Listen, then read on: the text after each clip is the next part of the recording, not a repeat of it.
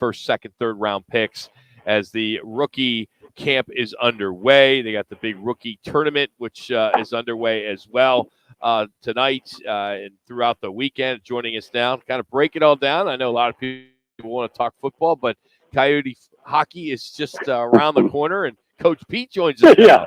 Right, Coach? You want to talk some Way NFL to plug or that. what? Way to plug my bit. That's great. Yeah, well, football, we'll talk about that later. Yeah. Appreciate it.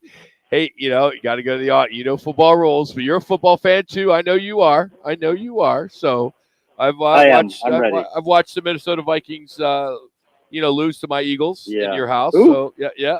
They did it again last night. So I didn't see a big flag on your house. I didn't see a Vikings flag yesterday. What's going on?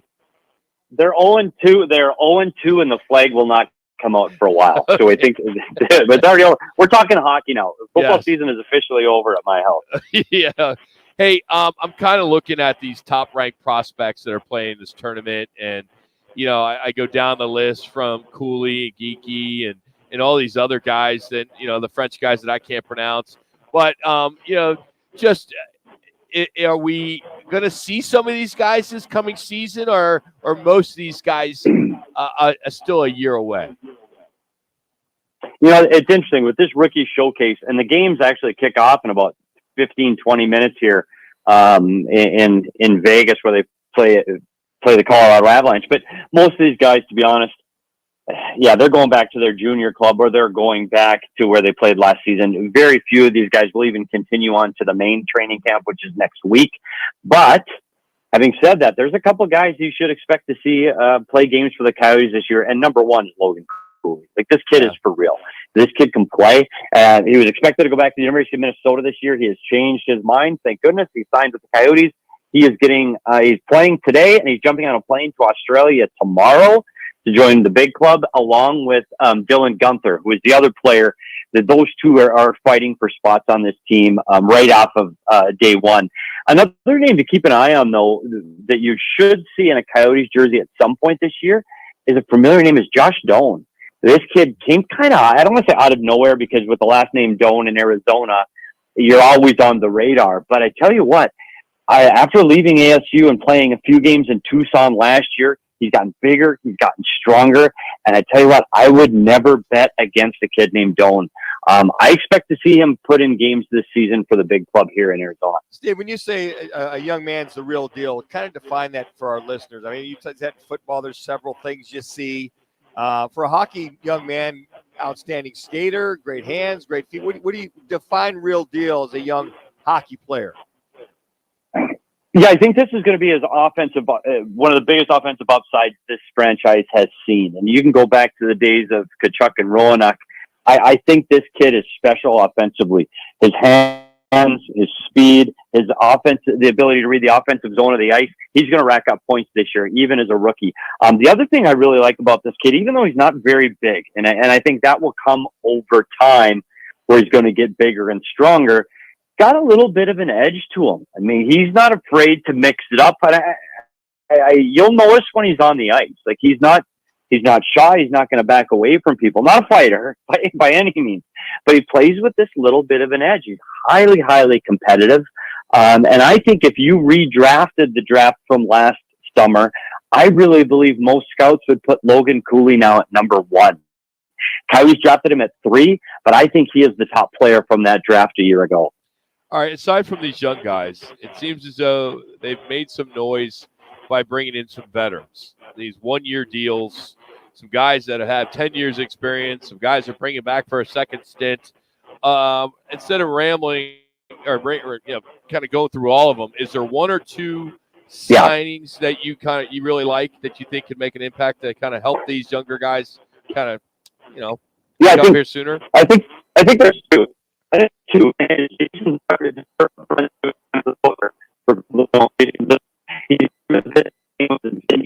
All right, Coach. Hold on a second, Coach. Hold on. We're gonna hang up and call you back. We didn't get anything there. A bad connection on the phone. So Richie, let's try to get him back. But a lot of people are just talking about the young talent, but no one's talking about these veterans. They brought in Zucker, came in from a veteran-heavy Pittsburgh Penguins team.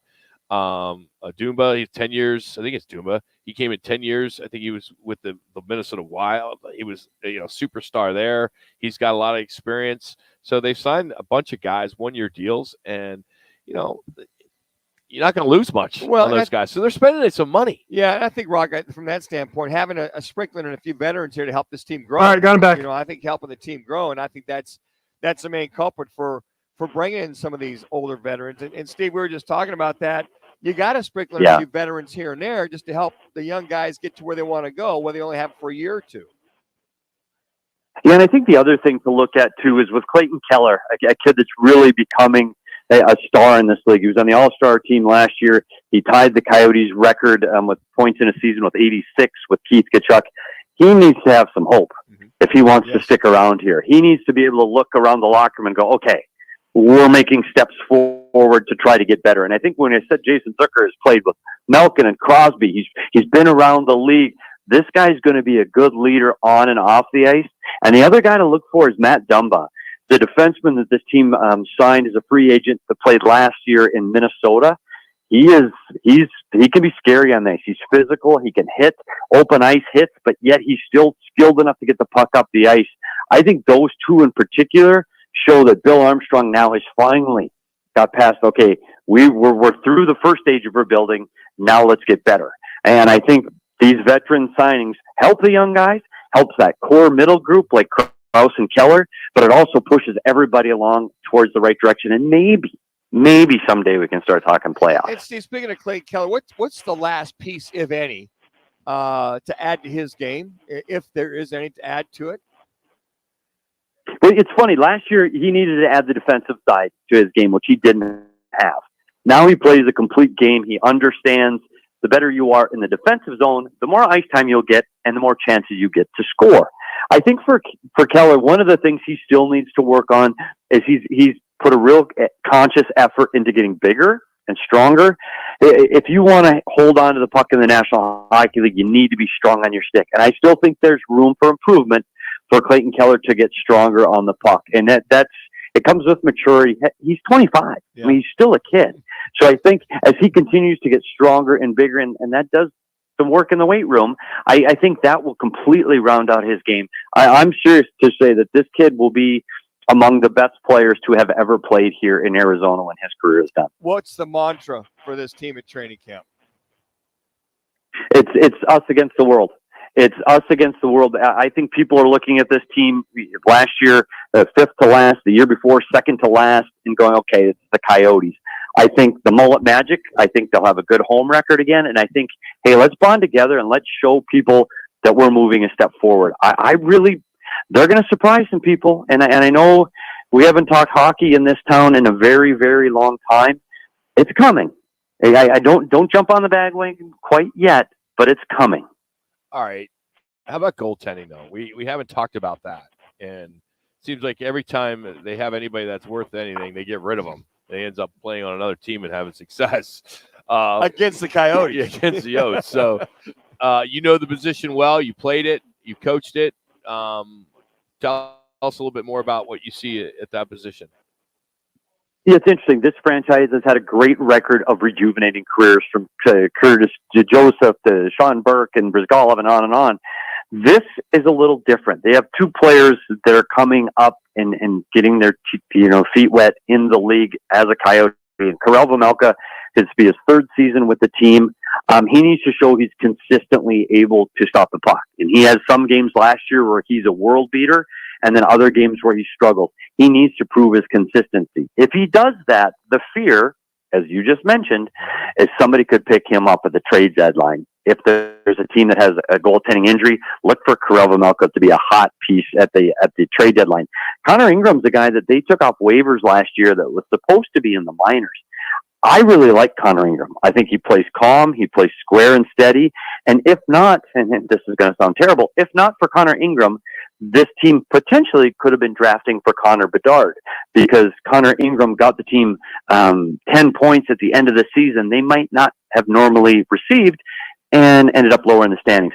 Their goaltending, Rock, it's okay. It's okay. It's serviceable. I do believe when this team is ready to win, and I'm saying 2 or 3 years from now, I think they will be looking to free agency to shore up that position. It's good, but it's not ready to make a run for the Stanley Cup. So, any word? Last one from us. Any word in regards to the arena? What are you hearing? I know you had a great piece on Go PHX when it comes to that area over there in Mesa. That you got to wear. What was that suit you had on? It was a hazmat. Yeah, I had the hazmat suit on. I was protecting myself. Yes. It was a toxic waste dump. I was just being prepared. Yeah, you know what? The biggest problem is it's September and we're still talking about it. I know. At some point, this ownership and management group need to get this done. Amen. And I know the league is giving them a timeline of January or February, and they keep kicking the can along. This team needs a rink, period. We can talk about playoffs and players and free agents. The team needs a rink.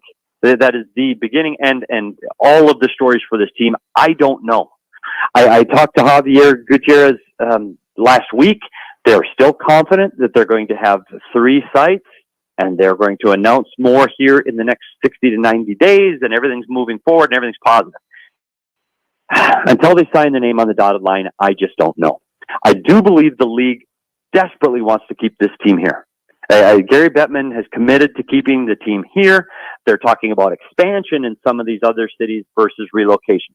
So I firmly believe something will get done, but the fan base needs to hear something sooner than later. And hopefully that means before the season starts in October, or at least by January 1st, we hear some positive news. I still hold out hope that this is all going to work out and the team will be in the Valley. I hope you're right. Coach, appreciate y'all as always. S. Peters Hockey, Go PHNX. All right, Go PHNX.com. Check him out. He's got podcasts going, 3 days a week, 4 days a week? I mean, you guys are doing a lot of them now. Buddy, 5 days. 5 days. We're every day. Wow. They don't let me leave. Wow, good stuff. Yeah. All right, Pete. Thanks as always, buddy. Have a good weekend.